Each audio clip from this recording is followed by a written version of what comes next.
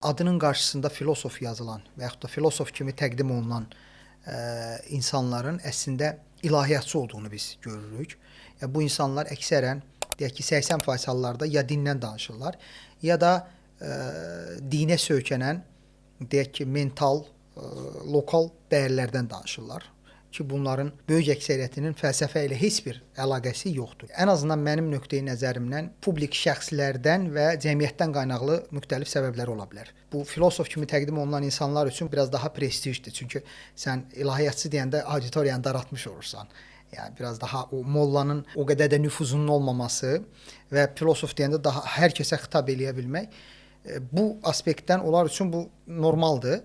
Cəmiyyət aspektindən isə mən düşünürəm ki, bu bir növ o cəmiyyətdəki fəlsəfi boşluğun doldurulmasına bir cəhddir. Yəni cəmiyyət sanki öz cəhalətini örtbasdır eləmək istəyir ki, yəni əslində fəlsəfə elə bu mental lokal dəyərlər imiş. Fəlsəfə tutaq ki, qadın evdən çıxanda kişidən mütləq mağazaya gedəndə icazə alması imiş deyək ki, ya da ata ədəb-ərkan qaydaları. Ədəb-ərkan qaydaları və yaxud da ataya içəri girəndə oğul ayağa qalxarmış. Ağsaqqal səhv də desə, qatıq qara da desə, bununla razılaşmaq imiş. Yəni fəlsəfə əslində bu imiş, geyim-keçim imiş. Yəni belə deyək də, abırlı geyinmək imiş, tərbiyəli olmaq imiş, az danışmaq imiş fəlsəfə.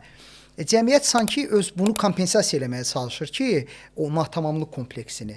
Ki, yox, biz də bilirik fəlsəfəni. Fəlsəfə elə budur. Bizim filosofumuz da var. Bax belə biz fəlsəfə də dinləməyi bacarırıq. Əslində biz bayağı deyilik, əslində küt-kütlə deyilik.